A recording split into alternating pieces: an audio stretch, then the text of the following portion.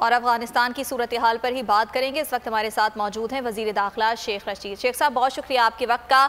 یہ جو صورتحال بدلتی ہوئی دکھائی دے رہی ہے خطے میں، آپ کیا سمجھتے ہیں آنے والے دنوں میں کیا ہونے جا رہا ہے؟ دیکھیں، آج بعد دوپہر جو ہے وزیر اعظم عمران خان نے سیکورٹی کونسل کی میٹنگ کال کی ہے۔ اس میں عسکری نمائندے اور پولیٹیکل نمائندے مل کر پاکستان موجودہ صورتحال پہ غور و خوض کریں گے کہ پاکستان میں کیا رول ادا کرنا ہے۔ ہمارا رول امن کا رول ہے، اور ان کے جو وفود آئے ہیں ان سے بھی اسی لیے بات ہو رہی ہے کہ افغانستان میں امن ہو، اور امن جو ہے وہ افغانستان کے ساتھ ساتھ پاکستان کی بھی ضرورت ہے۔ اور ہم نے جو چمن بارڈر کو تو 2 دن پہلے ہی کھول دیا تھا، تورخم کو بھی رات ہم نے کھولا ہے، اور تاکہ ذرا جتنا فروٹ ان کا خراب ہو رہا تھا یا ہمارا سامان اتنے دنوں سے اتنے ہفتوں سے رکا ہوا تھا، وہ جو ایک بہت بڑا جمع غفیر ٹرک کا ہوا تھا اس کو نکالا جائے۔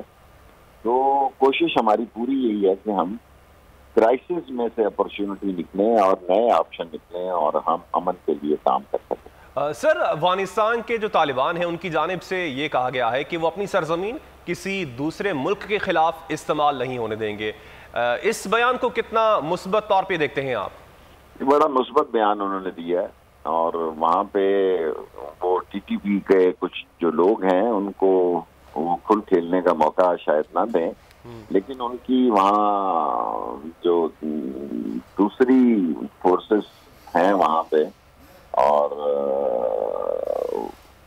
وہ کیسے حالات سے نپٹتے ہیں، وہ یہ ان کا مسئلہ ہے، ہمارا مسئلہ نہیں ہے۔ داعش ہے وہاں پہ، خوست جو ہے ان کی پروٹیکشن فورس ایک خوست میں بھی ہیں، تو یہ افغانستان کا مسئلہ ہے۔ ہمارا مسئلہ امن ہے، ہم امن کے لیے دائی ہیں، اور ہم چاہتے ہیں کہ افغانستان میں امن ہو، جو پاکستان کی بھی ضرورت ہے۔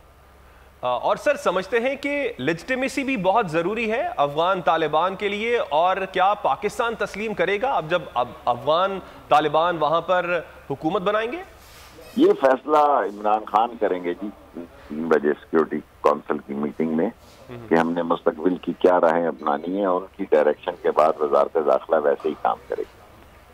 اور سر، اب پاکستان کا آگے کا موقف کیا ہوگا؟ اپنے موقف پر پاکستان قائم ہے، جو کہ پہلے بھی کہتا رہا کہ سیاسی حل ہی نکلنا چاہیے افغانستان کی صورتحال کا؟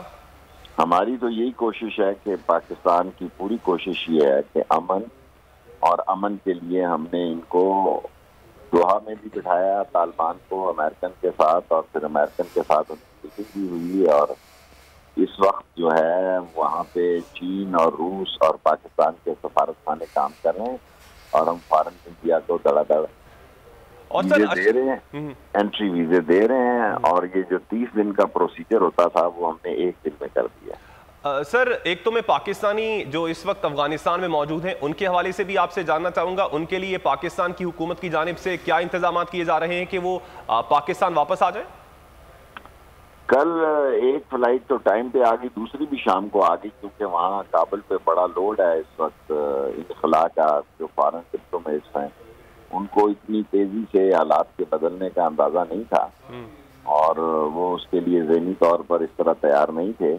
آج بھی ہماری 2 فلائٹیں جا رہی ہیں، ہم کوشش کر رہے ہیں 2 کی بجائے 3 کی اجازت مل جائے، تاکہ پاکستانی جو ہیں آج نکل رہے ہیں وہاں سے، اور پاکستان ایمبیسی زبردست کام کر رہی ہے وہاں بھی۔ جو کہ سر، اب 2 چیزوں پہ آپ کے کامنٹ چاہوں گا۔ ایک تو افغانستان کے سابق صدر اشرف غنی نے جس طرح راہ فرار اختیار کی، اس پہ آپ کیا کامنٹ کریں گے؟ اور دوسرا، آگے صورتحال آپ کو امن کی طرف جاتی ہوئی دکھائی دے رہی ہے؟